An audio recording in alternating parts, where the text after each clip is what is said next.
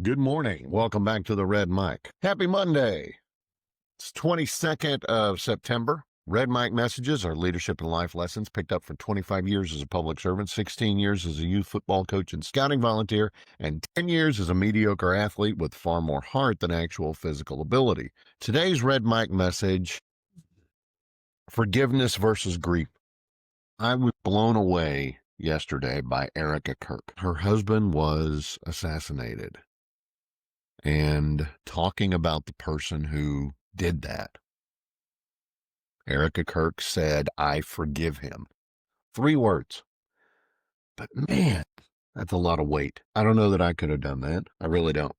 She's following Jesus. Jesus said on the cross, "Father, forgive them, for they know not what they do." And even that ended up being at least partially misconstrued by part of the people.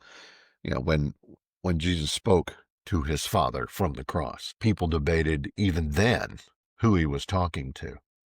Look it up in Scripture; you'll find it. Back to Erika Kirk. I I reread. I'd read it before.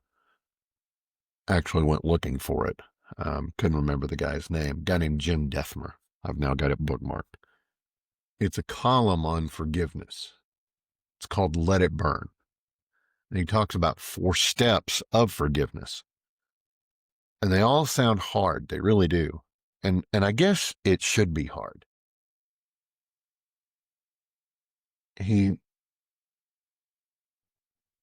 Before I get into that, let's talk about the stages of grief.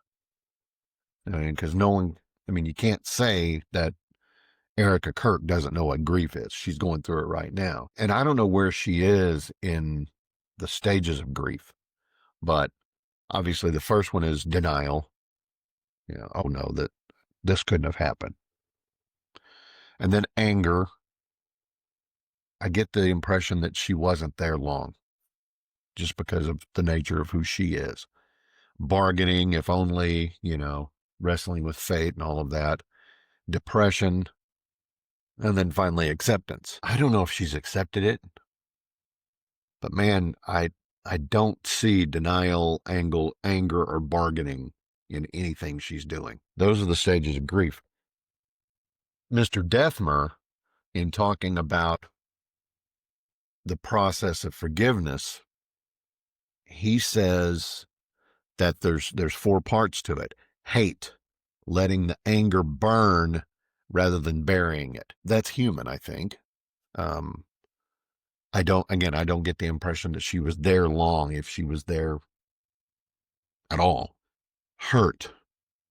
You feel the heartbreak completely. Healing. You see the bigger picture, not just the wound. And then the attempt to come together. You release the other person. And in that release, it releases you too. It takes a weight off. I have felt it myself. It's where you choose love rather than bitterness, trying to be more Christ-like. Whether you believe in that or not, whether you believe in Jesus or not, And if you don't, I understand it. I would encourage you to read about it.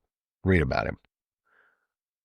Even if you don't become a follower of Jesus, a believer, there's a lot of good stuff, a lot of good lessons for life there. Forgiveness allows us to move from betrayal to release. It's outward.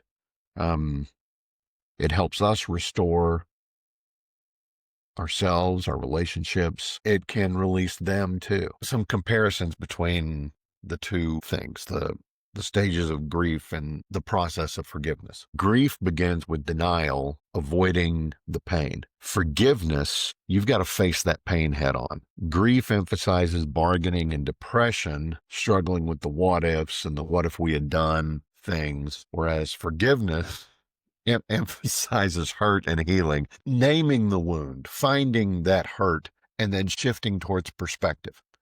The resolution of both have some commonalities.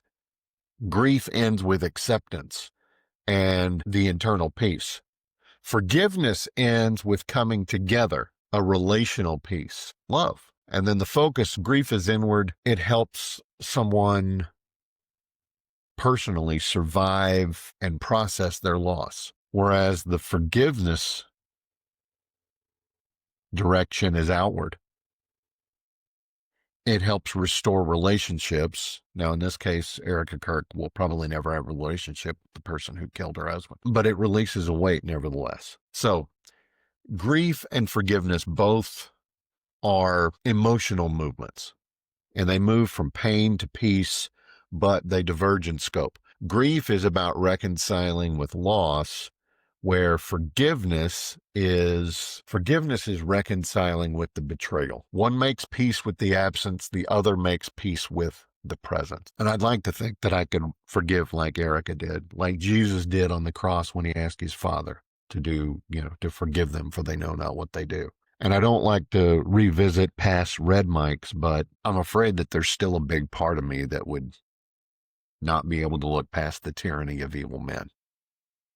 But man, I'm trying. I really am. I sure hope I get there. Just some food for thought on this Monday. One final thought, completely unrelated to Erika Kirk or forgiveness. I understand the president's